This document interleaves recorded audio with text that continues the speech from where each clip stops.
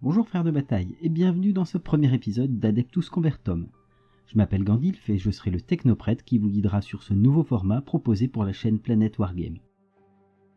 Comme son nom le laisse deviner, on va parler ici de conversion de figurines. Adeptus Convertum sera une série de vidéos dont l'ensemble des thématiques seront axées autour de la seconde campagne narrative dans le secteur vénétien. Elles vous proposeront des tutoriaux pas à pas pour convertir et créer une armée de zélotes, faire pousser la flore endémique de Caelonia ou même infiltrer une secte hérétique de Rutilia. Au-delà des figurines réalisées, je vous proposerai des techniques de modélisme utiles et simples. Chaque épisode sera lié narrativement aux planètes et aux factions de ce secteur en guerre permanente.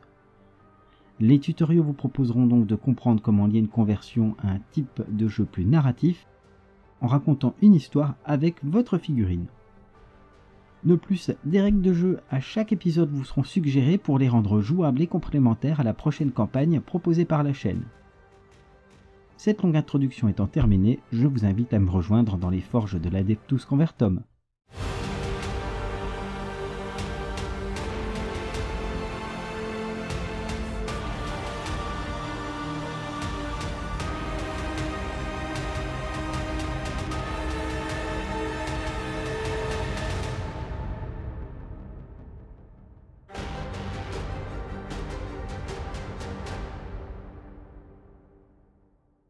Dans ce premier épisode, décomposons ensemble les étapes pour construire une unité centrale de la faction Zélote. Réalisons ensemble un des apôtres du messager. Avant de commencer à couper et à coller, nous allons faire une étude sommaire de notre sujet. Une figurine convertie doit raconter son histoire et chaque histoire a ses propres codes et références. Les apôtres sont les plus fervents croyants de ce culte naissant sur Santarcus. Le messager présent dans le teaser est bien évidemment une première approche. Les artworks suivants proposent aussi une vision des zélotes qui les accompagnent. Des vêtements usés et rapiécés, des crânes d'animaux, des armes récupérées sont les pièces visuelles majeures. Les Militia Frateris sont également une source d'inspiration. Les disciples de la Nouvelle Foi se démarquent du culte officiel par le rejet de toute forme de possession. Armés d'un austère bâton de pèlerin, leur seul bien est un bol pour le baptême. Vêtus de guenilles, ils parcourent les terres désolées pour prêcher la conversion. Même une arme semble à peine acceptable pour répandre la nouvelle foi en l'empereur. Il faudra donc une base qui inspire un dénuement total. Les membres du gang Codor pour Necromunda sont la base la plus simple pour les représenter. Toutefois, dans ce tutoriel, nous allons utiliser une autre base tout aussi misérable d'aspect. De plus, en écho au rapport narratif des Minetti, il serait intéressant de pouvoir saupoudrer des éléments qui évoquent la Renaissance italienne, d'autant plus si l'on veut instiller l'idée qu'il s'agirait éventuellement d'un noble ayant embrassé cette nouvelle foi. La figurine qui servira de base de travail sera le duc de Krakmaro, contenu dans la boîte sombre guet de Warhammer Underworld. Son aspect locteux, contrastant avec une pose qui n'est pas dénuée d'une certaine noblesse, m'évoque le zèle des disciples fanatiques du messager. L'hallebarde sera facilement transformée en bâton de pèlerin et la présence du crâne attaché à son épaule colle parfaitement au précédent artwork. L'objectif des ajouts sera donc de rendre la figurine contemporaine à l'univers de Warhammer 40 000 en conservant l'aspect fanatique que dégage le visage du duc. L'ajout d'une cape, de câblage, d'un pistolet ou d'un haut-parleur pour les prêches sera donc suffisant. Il pourrait être aussi intéressant de faire référence à l'esprit très renaissance italienne de la noblesse de Santarcus par la présence d'un masque proche de ceux que l'on pourrait voir dans un carnaval vénitien. Je réaliserai également cette version masquée. Voici la figurine que je vous propose de réaliser ensemble. Son niveau de difficulté sera intermédiaire, voire expérimenté, mais je vous proposerai durant le montage des raccourcis pour les plus débutants ou pour ceux qui voudraient gagner du temps afin d'attaquer la centaine de figurines que compose une horde de zélotes. Voyons ensemble les pièces qui seront nécessaires à la conversion telles que présentées en images. 2 kits seront nécessaires. Notez que les autres pièces de la boîte seront utilisées dans d'autres conversions dans les prochaines vidéos d'Adeptus Convertum, mais je vous en parlerai plus en détail en fin de vidéo. Une majorité des pièces proviennent du personnage de base issu du kit sombre guet pour Warhammer Underworld, ainsi que des pièces provenant du Skitarii Rangers pour Warhammer 40 000. Pour la tête, 2 pièces sont nécessaires. D'abord la tête du duc de Krakmaro, numéro 28 de la grappe, ensuite une tête encapuchonnée de Skitarii Ranger, numéro 103 de la grappe. Pour les bras, on conserve les bras de la figurine de base, il faudra les numéros 27 et 29. Pour le corps et le socle, nous aurons besoin des pièces 26 et 30 du kit sombre guet, ainsi que la cape du Skitarii, pièces 86 et 87. Pour ce qui est de son profil de jeu, vous trouverez un codex pour la faction Zélote disponible sur le site dédié à la campagne. Nous avons toutes les pièces nécessaires à la conversion, passons au montage. Commençons par passer en revue les pièces que nous allons dégrapper. D'abord le duc de Krakmarau et son socle, sur lequel on peut voir le bout de son pied. Attention, la découpe des grappes récentes de Games Workshop est parfois difficile pour une conversion. Il est souvent préférable d'acheter une boîte complète que des pièces détachées sur eBay ou des sites dédiés aux bits. Pour dégrapper, j'utilise une pince Citadel qui est fiable et bien aiguisée. Dégrapper au cutter est souvent dangereux. Coupez large et si une jointure est difficilement accessible, vous corrigerez l'excédent de matière lors de l'ébarbage.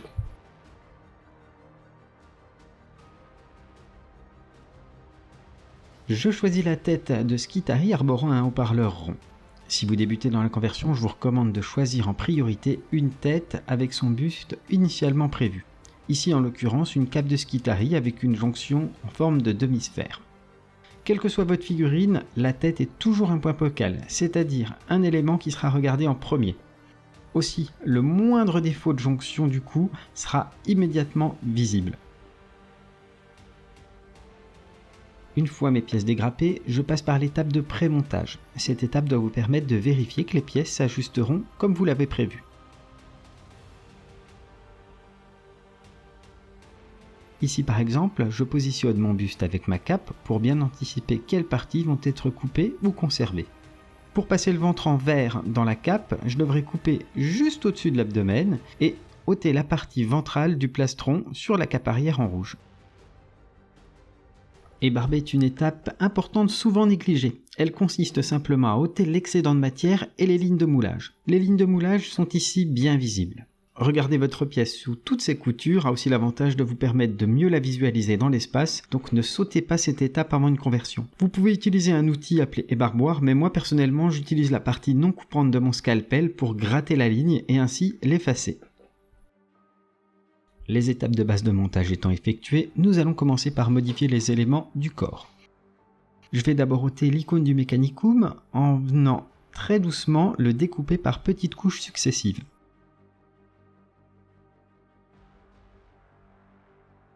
Puis, je gratte comme si j'ébarbais pour aplanir la zone. Je vais séparer de la tête le petit haut-parleur rond pour ensuite le positionner là où il y avait l'icône du Mechanicus. Mon idée étant que l'apôtre a récupéré puis modifié ce plastron Skitarii pour y adapter un haut-parleur et haranguer les fidèles.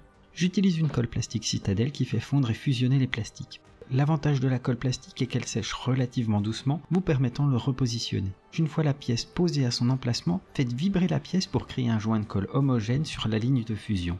Je viens ensuite ôter la partie du plastron qui est attachée à la partie arrière de la cape, puisque ici il y aura le ventre du duc Krakmarau. Nous allons ensuite donner un aspect usé à l'arrière de la cape. Pour vieillir le tissu de la cape, avec mon scalpel, je viens d'abord creuser quelques triangles de tailles différentes à la base de la cape. 3 ou 4 triangles suffiront. Puis je vais trouer la cape pour renforcer son aspect loqueteux. 2 ou 3 trous maximum. Je fais d'abord un trou avec une perceuse à main, puis je fais un second trou de taille différente pour lui donner un air irrégulier. L'effet sur la partie avant sera usé plutôt via la peinture. La taille du buste sera l'étape la plus compliquée de cette conversion. Si vous êtes débutant, simplifiez la conversion en conservant le plastron rouge attaché à l'arrière de la cape et en coupant le corps juste au-dessus de sa ceinture. Je vais d'abord couper grossièrement le haut du corps avec ma pince. Le plus important est de me laisser une importante marge que je vais rectifier ensuite au scalpel. La jonction devant se faire au niveau du plexus, je coupe à mi-hauteur des pectoraux. Je vais couper en épargnant également les os pointus qui seront utiles dans une prochaine conversion. Pour réussir ce genre d'inclusion, le secret, c'est la patience et la répétition de la coupe. Dans un premier temps, je choisis d'ajuster la partie visible à l'avant de la figurine. À chaque fois que je vais couper, je viens repositionner la partie dans laquelle elle doit s'emboîter pour gratter les parties excédentes, et ce, une dizaine de fois successives si nécessaire. Je vais commencer par couper l'arrière du buste pour ôter l'excédent jusqu'à obtenir 2 surfaces planes qui seront collées ensemble. La figurine étant en plastique, la jonction n'a pas non plus à être parfaite. La colle plastique va faire fondre les bords et permettre de boucher les trous et les différences de coupe. Le postérieur du duc étant couvert d'une cape, je peux être assez grossier dans ma découpe. Une fois l'épaisseur réduite, je vais couper le contour de la pièce pour l'adapter à la partie avant de la cape rouge. Cette étape est délicate et plusieurs retouches sont nécessaires pour ne pas trop couper. Point important, la cape sélectionnée porte dans son drapé un genou bien marqué. Il faudra donc ajuster de sorte que le genou du duc s'ajuste avec celui visible sur la cape. Je mets plusieurs gouttes de colle à l'intérieur de la cape et sur le contour du buste.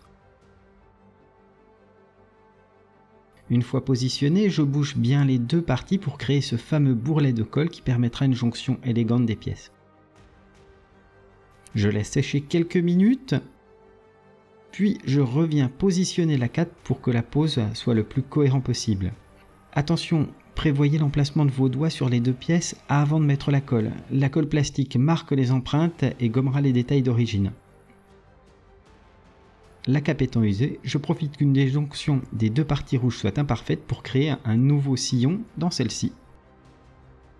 L'étape suivante est de positionner les bras de la figurine. Je commence par couper la corne au sommet du crâne du bras droit en le coupant proprement à la base. Cette corne sera utile pour la réalisation du masque vénitien. Je réalise l'étape de pré-montage pour voir comment couper la jonction de l'épaule en ayant l'extrémité du bateau reposant sur le socle. Mon parti pris lorsque je monte une conversion est de la réaliser en un seul bloc, ce qui peut être relativement gênant lors de la peinture, surtout si vous souhaitez un niveau poussé. Pour ma part, je considère qu'une zone difficile à peindre sera peu visible dans un format de peinture dit tabletop. Étant une figurine de jeu, je pense à multiplier les points d'accroche pour rendre plus solide mon collage. Dernière étape, réaliser les deux variantes de tête. Je découpe la partie arrière du crâne pour la rendre plane. Encore une fois, prévoyez une marge car votre coupe au scalpel a de grandes chances d'être de biais. Coupez, faites un pré-montage, puis recoupez jusqu'à une épaisseur fine sans pour autant entamer les détails du visage. Seconde étape, creusez le capuchon. Pour me simplifier la tâche, je vais commencer par extraire de la matière avec ma petite perceuse à main, puis je viens aplanir la surface avec mon scalpel en étant vigilant de ne pas abîmer les bords du capuchon. Le collage du capuchon se fait une fois que la tête s'encastre naturellement dans l'interstice. Encore une fois, la fusion de la colle doit gommer les défauts. Si vous êtes débutant, cette seconde variante présentant un masque vénitien est idéale. D'abord, je vais venir coller la corne préalablement coupée sur le crâne. Une fois les deux parties soudées par un point de colle très léger, je reviens après quelques minutes ajuster la pièce en la faisant tourner à 360 degrés. Sur ma version de montage final, j'ai choisi d'ajouter quelques pièces de ma boîte à rabio et resculpter le bord de capuchon. Les techniques de cette étape facultative seront abordées lors d'une prochaine vidéo. La dernière étape est évidemment la peinture. Au-delà qu'il est dommage de jouer une figurine des Légions grises, c'est l'occasion de rajouter du narratif à votre figurine. La peinture doit être pensée en amont de votre conversion, de sorte à ce que la mise en couleur mette un point focal sur les détails que vous avez modifiés. Ici par exemple, j'ai choisi une couleur voyante et inhabituelle pour un vêtement de zélote. Ce choix est motivé par deux choses. Distinguer facilement mon apôtre sur la table de jeu et raconter une petite histoire. Le bleu choisi est celui arboré par les Skitarii de Rutilia. Aussi, vous savez où cette cape a été pillée par son nouveau propriétaire.